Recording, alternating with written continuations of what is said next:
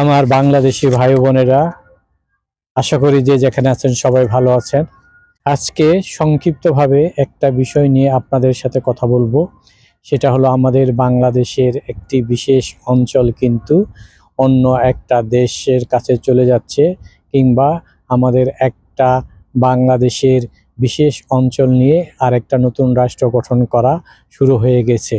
সাবেক প্রধানমন্ত্রী শেখ হাসিনা কিন্তু এ বিষয়ে বারবার আমাদের বলে আসছিলেন যে মার্কিন যুক্তরাষ্ট্র সহ বেশ কয়েকটি দেশ চাচ্ছে বাংলাদেশের একটি অংশ, মায়ানমারের একটি অংশ এবং ভারতের একটি অংশ নিয়ে একটা খ্রিস্টান রাষ্ট্র গঠন করার জন্য।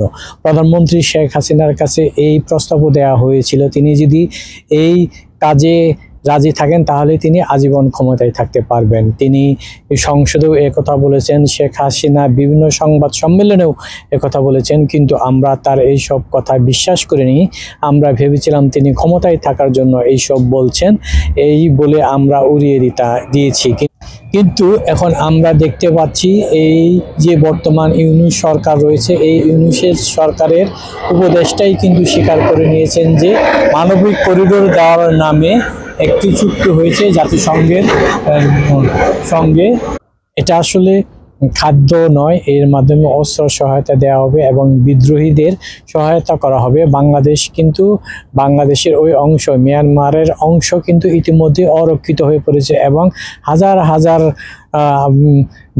বিদ্রোহী গোষ্ঠী কিন্তু বাংলাদেশে ঢুকে নানা ধরনের অনুষ্ঠান করে তারা কিন্তু চলে যাচ্ছেন।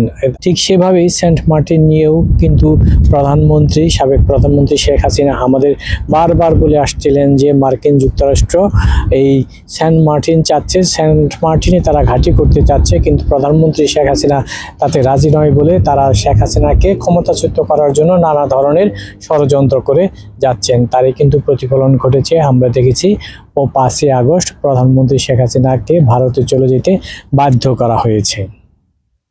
এখন আমরা যেটা দেখতে পাচ্ছি এবং উপদেষ্টারা কিন্তু নিজেরাই স্বীকার করে নিচ্ছেন যে মানবিক করিডোর দেওয়ার নামে একটা চুক্তি করা হয়েছে।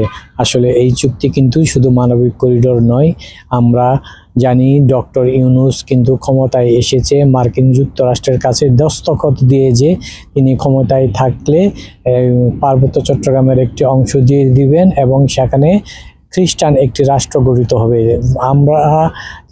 তিনি যে নোবেল বিজয়ী, তিনি যে নোবেলটা পেয়েছেন সেটাও কিন্তু তদবির করে পেয়েছেন হিলারি ক্লিন্টন এবং তার স্বামী ক্লিন্টন।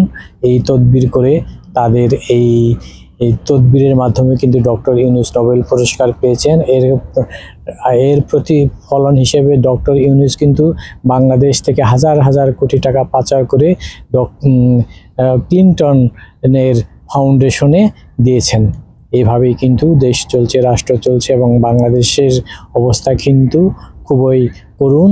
বাংলাদেশ কিন্তু তার সার্বভৌমত্ব হারাচ্ছে। আমরা আমাদের প্রিয় বাংলাদেশের এই পরিণতি দেখতে চাই না। আর যে পদক্ষেপ নিয়েছে এ থেকে অচিরেই এই সরকারকে সরে আসতে হবে, কারণ বাংলাদেশ আমাদের প্রিয় ভূমি।